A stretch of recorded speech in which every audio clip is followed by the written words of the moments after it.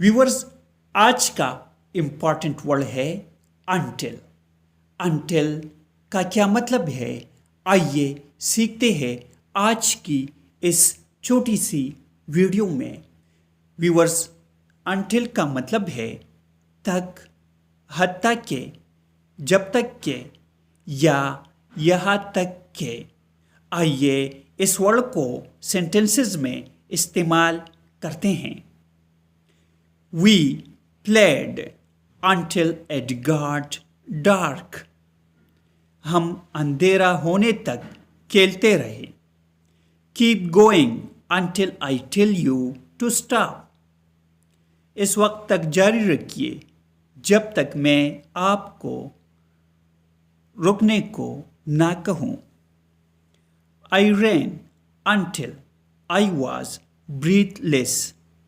इसका मतलब है मैं इस वक्त तक दौड़ता रहा जब तक कि मुझे सांस न आई।